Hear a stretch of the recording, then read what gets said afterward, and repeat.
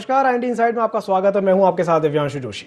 हम आपको एक ऐसी प्राथमिक शिक्षा की भयावह तस्वीर दिखाने वाले हैं जिसे देखकर आप भी कहेंगे कि ये कैसे मुमकिन है। आजादी के बाद भी लोग बदहाली का जीवन जीने को मजबूर हैं। देखिए रिपोर्ट। दार सागर प्राथमिक विद्यालय, जो कि अनूपपुर जिले से महज 20 किलोमीटर की दूरी पर स्थित है, गंभीरवा टोला स्थित शासकीय प्राथमिक विद्यालय में 5 अलग अलग कक्षाएं संचालित की जाती हैं, जिसमें 62 छात्र छात्राएं जो एक ही कमरे में बैठकर शिक्षा ग्रहण करते हैं। दरअसल स्कूल की बदहाली का आलम यह है कि एक ही भवन में प्रधानाचार्य का ऑफिस और 5 कक्षाएं संचालित हो रही हैं। छात्र छात्राओं के लिए विद्यालय में ना तो पीने का पानी है और न ही पढ़ने के लिए भवन और न ही विद्यालय में शौचालय की सुविधा उपलब्ध है। आजादी के इतने साल बाद भी दार सागर ग्राम पंचायत के लोग बदहाल जीवन जीने को मजबूर हैं। कौन सी कक्षा में है? कक्षा 5 में है। आपके स्कूल में कितनी कक्षाएं हैं?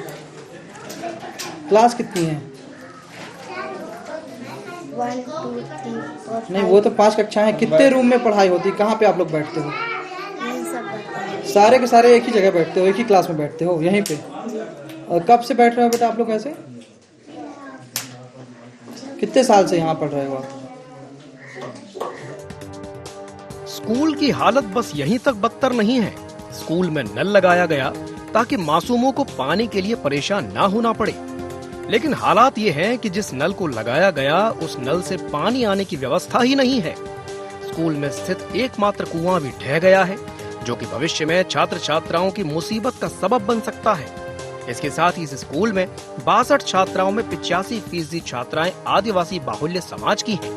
इसे लेकर ग्रामीणों का कहना है कि भवन को बाहर से डेंटिंग पेंटिंग कराकर मेंटेनेंस के नाम पर वसूली तो कर ली जाती है, लेकिन वास्तविकता में छात्रों का भविष्य संकट में डालकर अधिकारी अपना कार्य पूरा कर लेते हैं। वहीं अधिकारी गोलमोल बातें कर रहे हैं।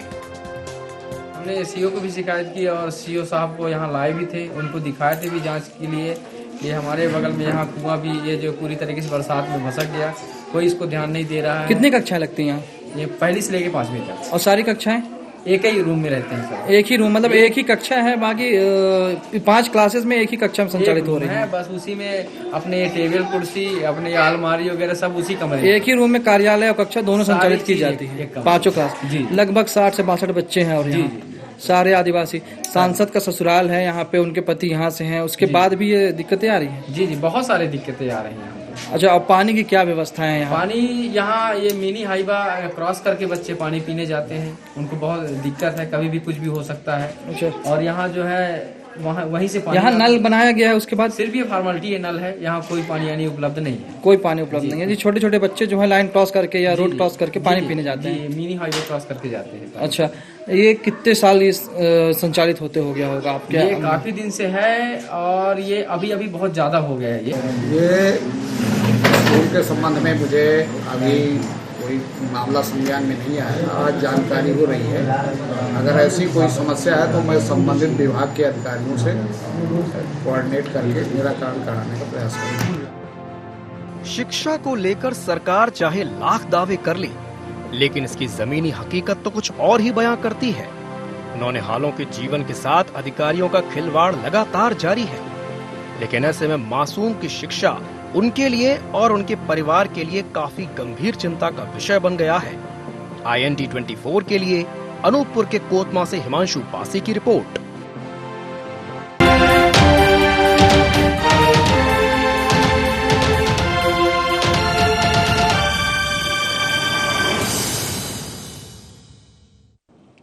तो ऐसे कैसे पढ़ेंगे नौनिहाल और ऐसे कैसे पढ़ेगा इंडिया और कैसे आगे बढ़ेगा इंडिया? भवन एक है और कक्षाएं हैं 5, न पीने का पानी है, न शौचालय है। प्राथमिक शाला की हालत तो बदतर है। तो आज इसी विषय पर हम चर्चा करेंगे और इस पर अधिक जानकारी के लिए हमारे साथ कोतमा से संवाददाता हिमांशु पासी हमारे साथ जुड़ गए हैं। हिमांशु, आपसे जानना चाहेंगे कि ये जो स्थिति हम देख रहे हैं कि वहां पर न शौचालय है और जो बच्चे हैं वो एक ही कक्षा में बैठ करके पढ़ने को मजबूर हैं, कब से है ये स्थिति, बताइए। दिव्यांश, ये काफी दिनों से ऐसे ही ये भवन चल रहा है, जबकि इसकी शिकायत भी कई बार ग्रामीणों ने कर चुकी है अधिकारियों से, या कहा जाए तो वहाँ पर जो शिक्षक पदस्थ है उनसे भी, लेकिन फिर भी इसका कोई अभी तक हल नहीं या उपाय नहीं निकाला जा सका है। और अभी तक इसी तरह से ही ढुलमुल रवैये से शिक्षा यहाँ पर बच्चों को दी जा रही है। और क्या इस बारे में शिकायत की गई है अधिकारियों को? सर शिकायत की गई है, शिकायत अधिकारी को ले जाकर के दिखाया भी गया है कि सर ये स्थिति है, लेकिन उसके बाद भी अभी तक कोई हल नहीं निकल पाया इसका। अगर उन्होंने इस स्थिति को देखा है तो उन्होंने इसका समाधान करने की कोशिश अभी तक क्यों नहीं की? अब इस बारे में तो अधिक जानकारी नहीं है, लेकिन फिर भी हमने कोशिश की पहुंचने के अधिकारियों तक, लेकिन संपर्क नहीं हो पाया उनसे। क्या अभी तक किसी जनप्रतिनिधि ने निरीक्षण किया है, वहां जाकर के देखा कि ऐसी स्थिति है वहां पे? जनप्रतिनिधि भी जाते हैं, देखते हैं और मतलब अपना बता देते हैं कि ठीक है, हम इसी समय बात करेंगे अधिकारियों से। फिर उसके बाद बात कहाँ अटक जाती है ये तो जनप्रतिनिधि ही जानते हैं। और हिमांशु, हमारे संज्ञान में बात आई है कि ये जो स्कूल है ये अनूपपुर जिले से मात्र 20 किलोमीटर की दूरी पर स्थित है, लेकिन 20 किलोमीटर की दूरी पर स्थित होने के बाद भी वहां पे ये स्थिति है कि बच्चे एक ही कक्षा में पढ़ने के लिए मजबूर हैं। हाँ बिल्कुल, बच्चे एक ही भवन में, उसी में प्रिंसिपल रूम भी, उसी में बच्चे भी पढ़ते हैं, उसी में ऑफिस भी है। मतलब एक ही भवन में कुल मिलाकर के 1 to 5 तक की क्लास लगती है और प्रिंसिपल ऑफिस भी उसी में। अगर प्रिंसिपल ऑफिस भी उसी में है और एक ही भवन में बच्चे पढ़ रहे हैं और कक्षा 1 से लेकर के 5वीं तक के बच्चे एक साथ पढ़ रहे हैं, तो वहाँ पढ़ाई हो कैसे रही है? सबसे बड़ा सवाल तो ये है। जी, अब क्या करें, मजबूर हैं बच्चे भी और अभिभावक भी, जो कि शिकायत तो करते हैं, बात तो करते हैं अधिकारियों से, लेकिन अधिकारी इसका हल आज तक नहीं निकाल पाए और न जाने कब इसका हल निकलेगा। जब शिकायत की गई अधिकारियों से तो अधिकारियों का क्या कहना था, क्या कहा उन्होंने? यही कि हम लोग मतलब इसका विकल्प ढूंढ रहे हैं, विकल्प तलाश रहे हैं, ये इसके लिए देखेंगे, कहीं और भवन की व्यवस्था करेंगे। जो भवन बना हुआ है इससे वो तो एकदम उसकी स्थिति जर्जर हो गई है, खंडार में तब्दील होता जा रहा है वो भवन।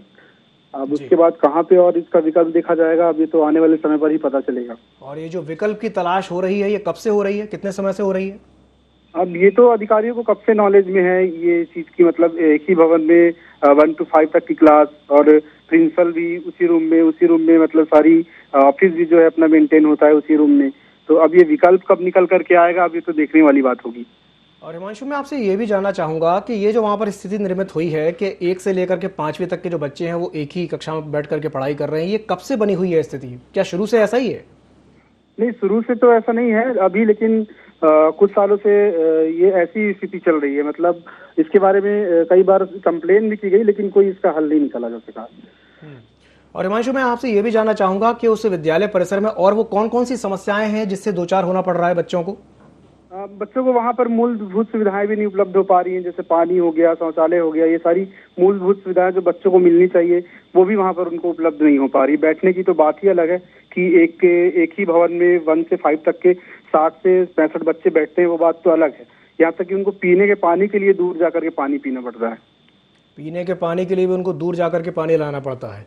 और वहाँ पर खेल के मैदान की क्या स्थिति है? खेल का मैदान ऐसा ही छोटा सा है। खेल का मैदान तो मान लीजिए बच्चों के लिए छोटा सा है खेल का मैदान, तो उसमें तो मान लीजिए बच्चे खेल लेते हैं छोटा सा मैदान, लेकिन जो मूलभूत सुविधा है पानी और शौचालय वो उनके पास नहीं है उस विद्यालय में। जी, हिमांशु हमारे साथ बने रहिए।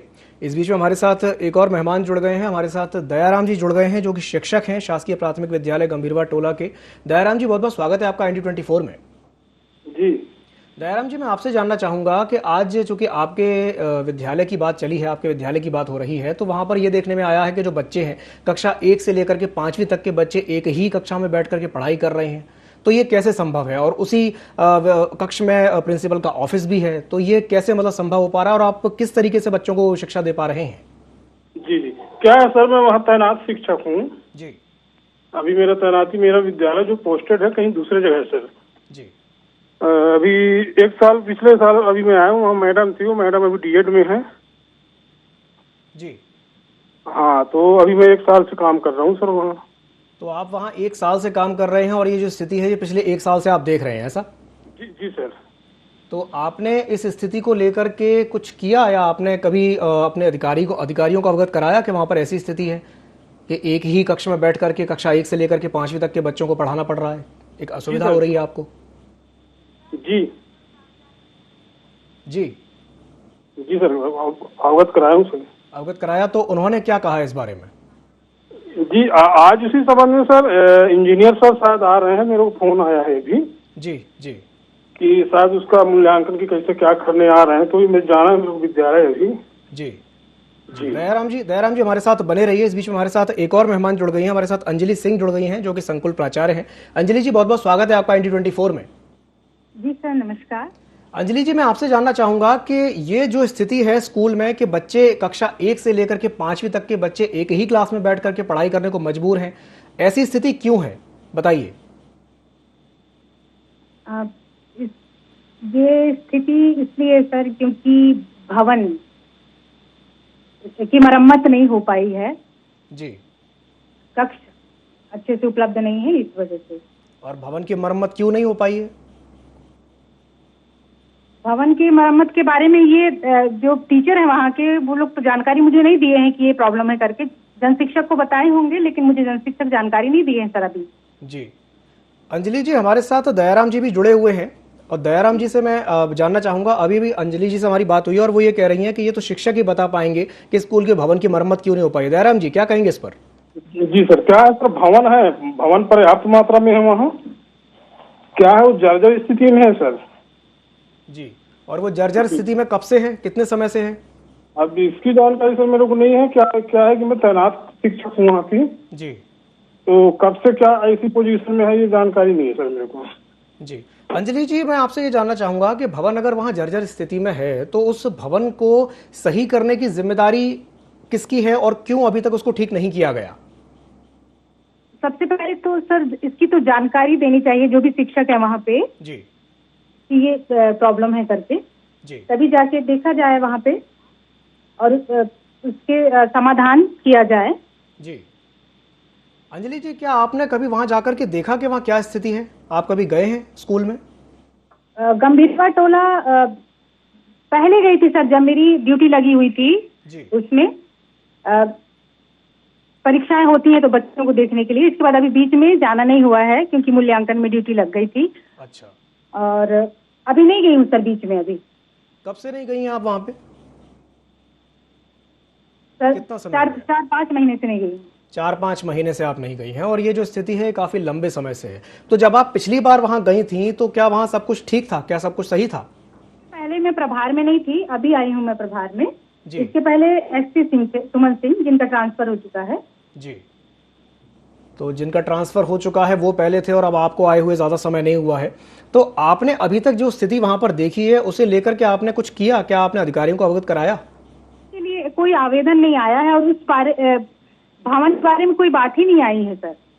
जी। लेकिन जो स्थिति हम देख रहे हैं, हमारे सामने जो तस्वीरें आ रही हैं उसमें हम ऐसा देख रहे हैं कि जो बच्चे हैं वो मजबूर हैं। 1 से लेकर के 5वीं तक के बच्चे एक साथ बैठने के लिए मजबूर है। सिर्फ इतना ही नहीं है, हमें तो यहाँ तक सुनने में आया है कि वहाँ पर शौचालय की भी व्यवस्था नहीं है, पीने के पानी की भी व्यवस्था नहीं है, और भी कई तरह की परेशानियां हैं जो बच्चे जिनसे दो चार हो रहे हैं और परेशान हो रहे हैं। क्या कहेंगे इस पर? हाँ, तो आप मानती हैं कि कहीं ना कहीं बच्चे परेशान हो रहे हैं और लगातार ये स्थिति लंबे समय से, और ये अच्छी बात नहीं है। एक तरफ तो सरकार बड़े बड़े दावे करती है और ये कहती है कि तमाम इसके लिए बजट भी आवंटित किया जाता है और पैसा भी खर्च किया जाता है, लेकिन जो ज़मीनी हकीकत है, जो तस्वीर हमारे सामने है, वो तो कुछ और ही दिख रही है कि बच्चे लगातार परेशान हो रहे हैं। इस स्थिति को बदलने के लिए आपने अभी तक क्या किया और आप क्या कर सकती हैं और क्या करना चाहेंगी, मैं आपसे ये जानना चाहता हूँ। जी, सबसे पहले तो सर उस विद्यालय में जाकर पूरी तरह से देखना पड़ेगा जी कि क्या वास्तविक क्या स्थिति है। जी। तो आप जाकर के देखेंगी, कब देखेंगी आप जाकर के? जी, क्योंकि अभी मैं यूडाइस वाली मीटिंग चल रही है सर, डी ऑफिस से, उसमें जुड़ी हुई थी। कॉल आया तो फिर इसमें जुड़ी। जी। अंजलि जी, हमारे साथ जुड़ने के लिए बहुत बहुत धन्यवाद, तमाम जानकारी साझा करने के लिए भी धन्यवाद। दयाराम जी हमारे साथ जुड़े हुए हैं। दयाराम जी, अभी भी अंजलि जी से हमारी बात हुई है और उनका कहना यह है कि बहुत जल्द जाकर के वो देखेंगी कि वहाँ पर क्या स्थिति है। मैं आपसे ये भी जानना चाहूँगा कि इस स्थिति को बदलने के लिए जो एक सबसे ज़्यादा ज़रूरी है कि जो अधिकारी हैं वो इस पर ध्यान दें। आपको कहीं ना कहीं ये लगता है कि अधिकारियों की लापरवाही की वजह से ये स्थिति निर्मित हुई है? नहीं सर, क्या है, जानकारी सीओ साहब, सीओ मैडम भी आके देख लिए हैं उस स्थिति को। जी जी, सीओ मैडम और अपने विभागीय अधिकारी जैसे BRCC लेवल के अधिकारी भी देखे हैं। जी जी। और देखे हैं और फिर देखने के बाद उन्होंने क्या कहा? और उन्हें तो ये आश्वासन दिए थे कि इसको हम जल्द से जल्द काम करवाएंगे सर। और ये आश्वासन उन्होंने कब दिया था, कितने समय पहले दिया था? अभी पिछले 2-3 महीने की पीछे की बात है। 2-3 महीने पहले दिया था और 2-3 महीने बाद भी स्थिति जस की तस है, अभी तक कुछ नहीं हुआ इस दिशा में, ऐसा? जी। जी। और दयाराम जी, मैं आपसे यहाँ पर ये भी जानना चाहूँगा कि यहाँ पर ये भी देखने में आया है कि पीने के पानी की भी व्यवस्था नहीं, और जो कुआं है वहाँ पर वो ढह गया है, तो कहीं ना कहीं बच्चे और भी तरह की परेशानियों से दो चार हो रहे हैं, उनके लिए आप क्या कहेंगे, उन पर क्या जी जी कहेंगे? पानी की समस्या है सर। पानी वहाँ अंदर कोई मतलब साधन नहीं है, रोड के बाहर है। जी तो वही सहायता लोग लेके रख देते हैं तो बच्चों का व्यवस्था बन जाता है। जी। प्लस तो जो कुआं जर्जर अवस्था में हो गया था, धस गया था, उसमें अभी मिट्टी डलवा दी है सर। तो वो कुएं को पाट दिया गया है ऐसा? जी यानी कि अब वो उस कुएं का कोई उपयोग नहीं होता है? जी सर। अगर कुएं का कोई उपयोग नहीं होता है और पानी की कोई दूसरी व्यवस्था भी नहीं है, तो फिर बच्चे पानी कैसे पिएंगे? पानी सर वो जो सहायता अपन लोग रखते हैं उनसे पानी मंगवा लेते हैं बाहर से। बाहर से पानी मंगवाते हैं? डिब्बा में अंदर ही। आप बाहर से पानी मंगवाते हैं? जी जी। और इसके अलावा वहाँ पर और जो अलग तरह की जो समस्याएं हैं, जैसे हमने सुनने में आया कि जो खेलकूद का जो मैदान है वो भी बहुत छोटा सा है, बच्चों के लिए खेलकूद का मैदान भी वहाँ पर नहीं है, और जो ऑफिस है, प्रिंसिपल सर का जो ऑफिस है वो भी उसी कक्ष में लगता है जहाँ बच्चे पढ़ाई करते हैं। जी दयाराम जी। जी सर। दयाराम जी, हमारे साथ जुड़ने के लिए और तमाम जानकारी साझा करने के लिए बहुत बहुत धन्यवाद। तो आज जिस विषय पर हम चर्चा कर रहे हैं, हमारे साथ चर्चा करने के लिए संवाददाता हिमांशु भी हमारे साथ जुड़े हुए हैं। हिमांशु, अभी हमारी बात दयाराम जी से हुई, अंजलि जी से हुई। अंजलि जी का कहना यह था कि पिछले 2-3 महीने पहले आश्वासन मिला था कि इस स्थिति को सुधार दिया जाएगा, लेकिन उसके बाद भी स्थिति जस की तस है। तो इसका आपको क्या लगता है कि क्या कारण है कि स्थिति बदल नहीं रही है? क्यों नहीं ये स्थिति बदल रही है, बताइए। ये क्या है कि आश्वासन पर ही स्कूल इस तरह से चला जा रहा है और आगे भी पता नहीं कब तक ये आश्वासन पर ही चलता रहेगा। अब इस पे तो देखना होगा कि इन्होंने कहा है कि मैं जाकर के खुद निरीक्षण करूंगी, या फिर सर ने कहा कि एसडीओ सर आ रहे हैं देखने के लिए। अब वो आने के बाद ही पता चलेगा कि अब कौन अधिकारी इस पर क्या निर्णय लेता है और क्या सुविधाएं उपलब्ध कराता है बच्चों को। अच्छा, इस स्थिति को लेकर के क्या आपने जिला शिक्षा अधिकारी से बात की है? उनका क्या कहना है इस बारे में? जिला शिक्षा अधिकारी से संपर्क नहीं हो पाया था, इसलिए उनसे इस विषय में बात नहीं हो पाई मेरी। अच्छा, उनसे अभी आपकी बात नहीं हो पाई है, ठीक है। क्या उन्होंने एक भी बार वहां जाकर के देखा, निरीक्षण किया, देखा कि वहाँ क्या स्थिति है? नहीं, जिला शिक्षा अधिकारी सर ने तो नहीं देखा है। यहाँ के एसडीओ सर ने देखा वहाँ, जैसा कि ग्रामीणों ने बताया कि एसडीओ सर आए थे, उन्होंने इसका देखा है, मतलब निरीक्षण किया उस टाइम पर कि क्या स्थिति है, भवन जर्जर है। तो ये चीजें, फिर उसके बाद उन्होंने आश्वासन भी दिया कि जो जर्जर भवन है उसकी मरम्मत करवाएंगे और फिर उसके बाद जो कक्षाएं हैं वो सुचारू रूप से संचालित करवाई जाएंगी, लेकिन वो भी अभी तक नहीं हो पाया। जी। और ये आश्वासन उन्होंने कब दिया था, कितने समय पहले दिया था? वही 2-3 महीने पहले, अभी जैसा कि बताया दयाराम सर ने। जी, 2-3 महीने पहले उन्होंने आश्वासन दिया था। और अभी चूंकि भीषण गर्मी का समय है और आने वाला समय बारिश का है, तो बरसात के मौसम में अगर ऐसी स्थिति है कि स्कूल का जो भवन है वो जर्जर स्थिति में, तो ये कहीं ना कहीं खतरे की घंटी की तरह से है कि खतरा है बच्चों के लिए। बच्चे वहां पर बैठ रहे हैं, कहीं ऐसा ना हो कि कुछ अप्रिय घटना घटित हो जाए। तो इसे लेकर के जो वहाँ पर, देखिए, जिला शिक्षा अधिकारी को तो आपने बताया कि अभी पता ही नहीं है इस चीज़ के बारे में। वहाँ पर जो जनप्रतिनिधि हैं, क्या उनके संज्ञान में ये बात आई है? जी, जनप्रतिनिधियों को पता है इस बारे में, इसकी जानकारी है पूरी, लेकिन जनप्रतिनिधि भी कहाँ तक बात करने पे पहुंचे हैं अधिकारियों से, अब इसका कुछ अंदाजा नहीं है। और आपने बताया कि जो स्कूल है ये सिर्फ 20 किलोमीटर दूर है जिला मुख्यालय से, 20-25 किलोमीटर के लगभग। ठीक है, ठीक है। हिमांशु, मैं आपसे ये भी जानना चाहूंगा कि ये स्थिति क्या केवल इसी स्कूल की है, या और भी जो आसपास के स्कूल हैं वहां पर भी कुछ ऐसी स्थिति है? स्कूलों में भी स्थिति थी, कहीं पर जब भवन जर्जर था तो कहीं पर पानी की व्यवस्था नहीं थी, तो कहीं पर बच्चों से झाड़ू लगवाई जाती है, तो कहीं पर बच्चे खुद ही बर्तन मांजते दिखाई देते हैं। तो ऐसी स्थिति जगह, अलग अलग जगहों पर अलग अलग तरह की स्थिति देखने को मिलती है जिले में।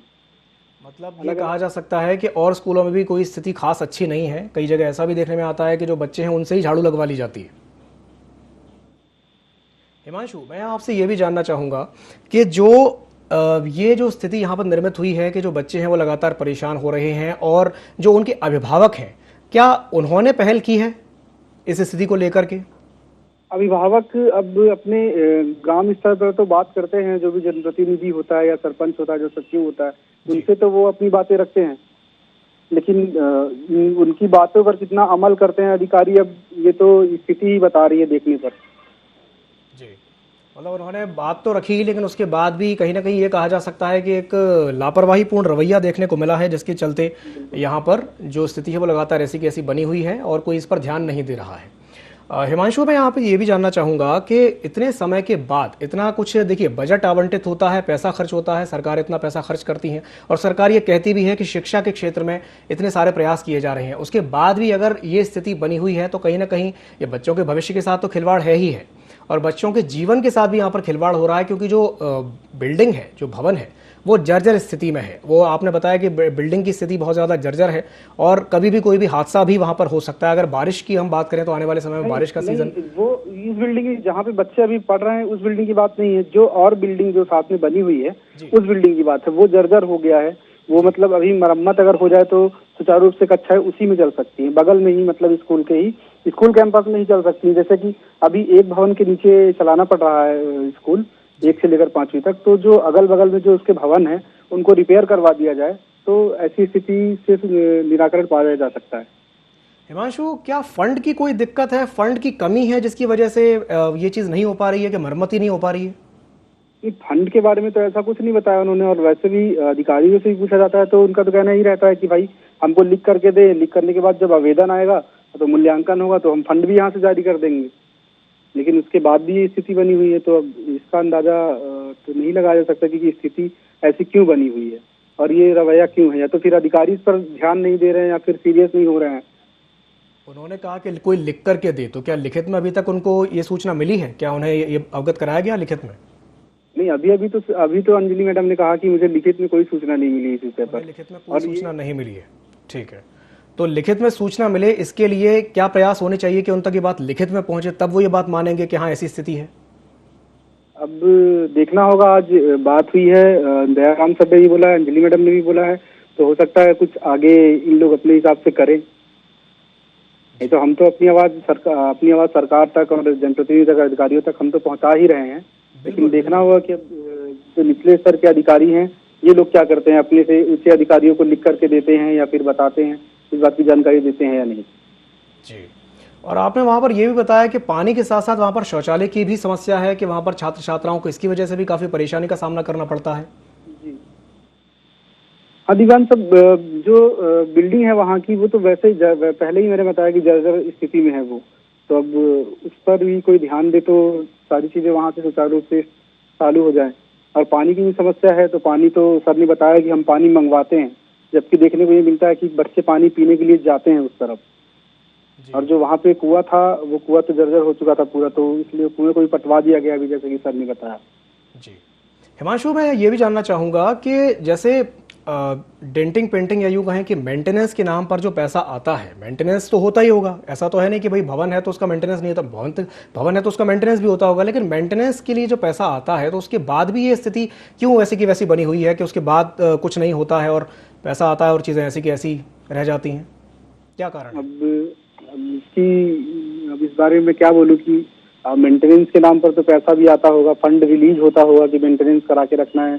जैसे बारिश का समय आने वाला है तो उसके पहले भी सारी चीजें होती है कि भाई अपना भवन देख लीजिए, मेंटेनेंस है कि नहीं, छत से पानी तो नहीं टपकेगा, ये सब सारी चीजें हो जाती हैं बरसात के ही पहले। लेकिन अब जर्जर कैसे होता चला गया भवन, अब ये तो अधिकारियों के ऊपर और जो वहाँ पे पदस्थ जो शिक्षक थे उनके ऊपर डिपेंड करता है कि वो मतलब इसको जो बना करके दिया सरकार ने, अधिकारियों ने, और फिर उसको उन्होंने खंडार में कैसे तब्दील होने दिया। जी, और देखिए हिमांशु, यहाँ पर ये चूंकि छात्रों के भविष्य का सवाल है और छात्रों के जीवन का भी यहाँ पर सवाल है, और ये देखने वाली बात है कि ये जो समस्या है इसका समाधान कितनी जल्दी होता है, ये बहुत ज़्यादा ज़रूरी है। जो जनप्रतिनिधि हैं, एक बार भी वहाँ पर जाकर के उन्होंने ये नहीं देखा कि वहाँ पर क्या स्थिति है, कि क्यों बच्चे इतने ज़्यादा परेशान हो रहे हैं? क्षेत्र के जनप्रतिनिधियों को तो जानकारी है इस बात की, हालांकि वो जानते हैं, जो वहाँ पर के जनप्रतिनिधि हैं ग्रामीण क्षेत्र के उस जगह के, तो वो तो जानते हैं कि ऐसी समस्या बनी हुई है। लेकिन अब इस बारे में वो अधिकारियों से चर्चा करते हैं या नहीं, इस बात की जानकारी तो नहीं है। जी, हिमांशु, तमाम जानकारी साझा करने के लिए बहुत बहुत धन्यवाद और चर्चा में जुड़ने के लिए भी बहुत बहुत धन्यवाद। तो आज जिस विषय पर हमने चर्चा की है, ये अनूपपुर जिले के कोतमा का ये मामला है, जहाँ पर जो विद्यालय है वहाँ पर ये देखने में आया है कि भवन तो एक है लेकिन वहाँ पर 5-5 कक्षाएं चल रही हैं, लग रही हैं। कक्षा 1 से लेकर के 5वीं तक के जो बच्चे हैं वो एक ही कक्षा में बैठने के लिए मजबूर हैं। ना तो वहाँ पीने के लिए पानी है और ना ही शौचालय है, और प्राथमिक शाला की जो हालत है वो बदतर हो चुकी है। तो ये बहुत ही ज़्यादा मतलब अप्रिय स्थिति है। ये ऐसी स्थिति है कि जो सरकार है वो इतना सारा पैसा खर्च करती है लेकिन उसके बाद भी जो स्थिति है वो ढाक के 3 पात वाली बात हो जाती है। तो अब देखने वाली बात ये होगी कि ये स्थिति कितनी जल्दी बदलती है। तो IND इनसाइड में फिलहाल के लिए इतना ही। मुझे दीजिए इजाज़त और आप बने रहिए IND 24 के साथ। नमस्कार।